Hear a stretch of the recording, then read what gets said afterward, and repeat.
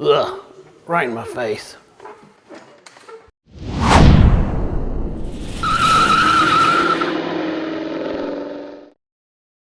In the past year, I've been really slack about getting any YouTube videos out. Now, part of that is because I've been blessed with really steady magazine work, and that's been fun, but I don't want to give up on the YouTube channel. So one thing I thought I might do is kind of show you a behind the scenes of what's going on with some of my magazine projects.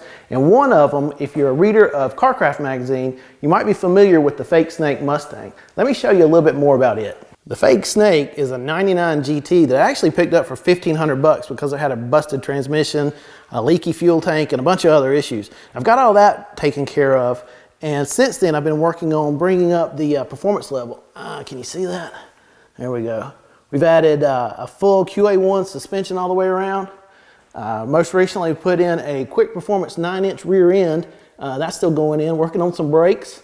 You'll see that soon. Then the big goal coming up, let me show you here, is the Generation 2 Coyote crate engine that's going to be going in there. Ford rates it at 430 horsepower, and it's going to be a big upgrade from the iron block 462 valve that's in the Mustang now. We dynoed it at 225 horsepower at the rear wheels. Now, in case you're wondering, we named the car the Fake Snake because remember all those issues I mentioned just a minute ago? The Yahoo that owned it before me, instead of getting all that fixed, he wasted his time putting Cobra emblems on the car. So it was a 99 GT, and you can kind of still see the outline there with Cobra badges on it. I gotta admit, I've had a ton of fun with the car so far. Besides all the suspension upgrades, we have driven it 8 hours to the Carcraft Summer Nationals and gone autocrossing with it. We've taken it to the road course, gonna go back again sometime. If you want to see more of the adventures we've had in the Fake Snake Mustang, I'll include some links in the description that'll take you to carcraft.com where you can see everything we've done with the Mustang. It's pretty cool because you don't need a subscription or anything, it's all free, so check it out if you want to. Now the reason I've got the camera on today is I'm actually still working on the logistics of things I need to get the Coyote engine in the Mustang.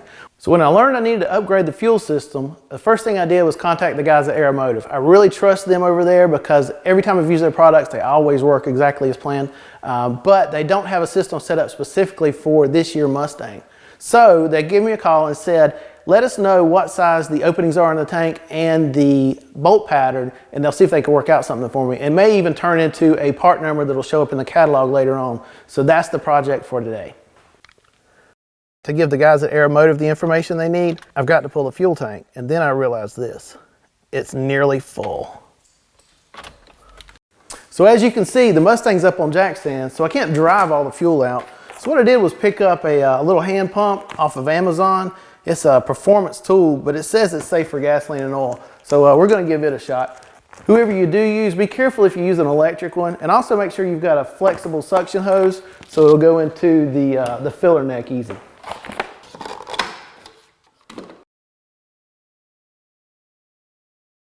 It turns out there was an obstruction in the fill tube that wouldn't allow the larger diameter hose to reach the tank. So instead, I yanked off the vent tube and got to the gasoline through that port. It was a tight fit, but it worked.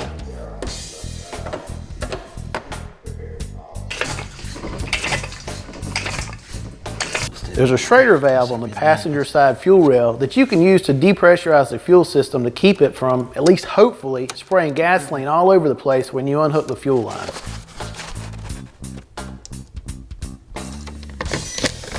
Three 10mm bolts secure the fill tube to the fender.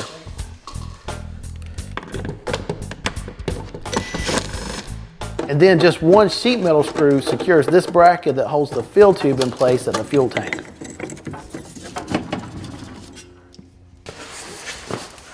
This plug at the back of the tank provides power to the fuel pump. It was right about this time that I realized, oh yeah, forgot to disconnect the battery.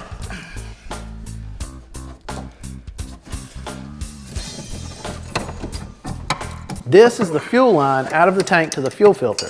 It requires a quick disconnect tool to remove, but the filter also has to be taken off of its bracket in order to make enough room for the quick disconnect tool to fit in place. Oh, and be more prepared than I was and have some rags or a bucket in place to catch spilled fuel coming out of the filter.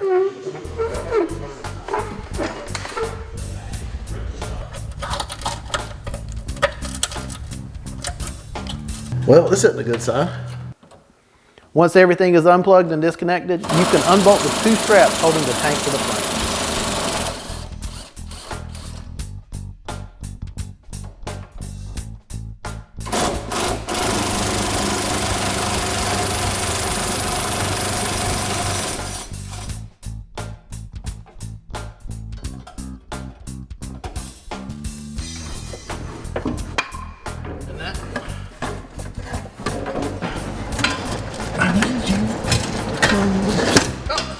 Okay. Broke it.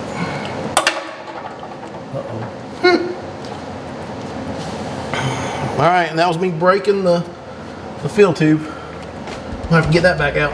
All right, let it on down, please. And it's out. Let me get it cleaned up a little bit, get 240,000 miles worth of road grime off of it, and we'll see what we got. Okay, so here's the Mustang fuel tank. The measurements that I need to give to Aeromotive are for the fuel pump right here. So I'll get them the diameter and the bolt pattern there. Hopefully we'll hear back from them soon. I did run into a couple of issues. I noticed that this line is kinked pretty bad. So I ended up pulling it off from up here so I could get it out. But probably will replace that. Another issue that I ran into, and this was a fault of my own making, is that the, where'd it go? Here we go. The grommet that seals the fuel tank, I tried to leave it in and pull the fill tube out, but there's a collar on the fill tube that caught here, and I ended up using too much force and broke it off. So it's in there, and I'll have to fish it back out, and it should be okay. This is the vent line that we ended up sucking all the fuel through. Did have another couple of lines that needed to remove that I didn't show you, so in case you want to know, this is for the charcoal canister. This line was just a friction fit, and it pulled right off. And then we had to remove this tab to get this fitting off, and off it came. Easy peasy. Now this was just a little bit of a behind the scenes. The actual fuel system upgrade with Aeromotive and the engine swap will be covered in future issues of CarCraft magazine. Check that out at carcraft.com. Keep an eye out there, or you can follow my social media, the Horsepower Monster, on Facebook or Instagram, and I'll make sure to let you know when it shows up. Thanks a lot.